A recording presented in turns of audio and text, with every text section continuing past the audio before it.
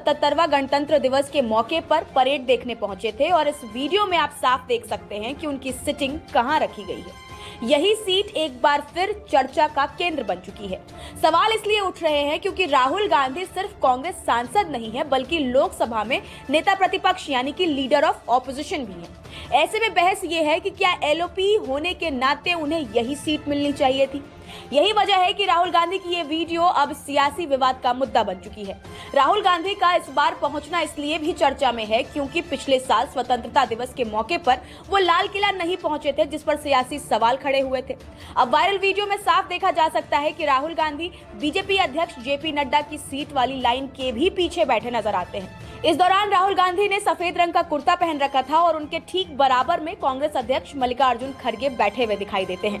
Video में Rahul Gandhi parade देखते हुए मुस्कुराते नजर आते हैं, लेकिन सोशल मीडिया पर सवाल मुस्कान से ज्यादा सीट को लेकर उठ रहे हैं। दरअसल कुछ लोगों का कहना है कि एलओपी होने के नाते राहुल गांधी को वीआईपी डायस या अग्रिम पंक्तियों में जगह मिलनी चाहिए थी, जबकि सरकार इसे प्रोटोकॉल के मुताबिक व्यवस्था बता रही है। गौरतलब है कि पिछली बार भी राहुल गांधी की सीट को लेकर ऐसा ही विवाद सामने आया था। लाल किले पर देश के 78वें स्वतंत्रता दिवस समारोह के दौरान राहुल गांधी को ओलंपिक खिलाड़ियों के बाद पीछे से दूसरी लाइन में सीट दी गई थी।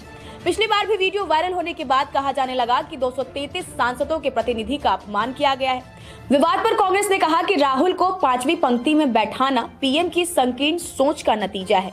राहुल गांधी को पिछली पंक्ति में बैठाने पर कांग्रेस पार्टी ने कहा कि लीडर ऑफ ऑपोजिशन को 5वीं पंक्ति में बैठाना पीएम की संकीर्णता और लोकतांत्रिक परंपराओं के प्रति सम्मान की कमी को दर्शाता है। अब सवाल राहुल गांधी की मुस्कान का नहीं है, सवाल उस कुर्सी का है जो नेता प्रतिपक्ष को मिलनी चाहिए थी या नहीं। दरअसल प्रोटोकॉल के अनुसार एलओपी को विशेष आमंत्रित श्रेणी में वीआईपी डायस या अग्रिम गैलरी में स्थान दिया जाता है। हालांकि बैठने की अंतिम व्यवस्था सरकारी प्रोटोकॉल समिति तय करती है। अब इस पर संविधान क्या कहता है, तो भारतीय संविधान में लीडर ऑफ ऑपोजिशन का अलग से कोई विस्तृत उल्लेख नहीं है। एलओपी का दर्जा कानून और संसदीय परंपराओं से तय होता है, न कि सीधे संविधान से। एलओपी को कई संवैधानिक और संस्थागत नियुक्तियों में शामिल किया जाता है, जैसे सीबीआई डायरेक्टर, सीवीसी, लोकपाल चयन समिति और अन्य। यानी कि एलओपी का पद लोकतंत्र में सत्ता की जवाबदेही तय करने के लिए बेहद अहम होती है। एलओपी का पद संवैधानिक रूप से अहम है, भले ही संविधान में सीट या समारोह की व्यवस्था साफ साफ ना लिखी हो।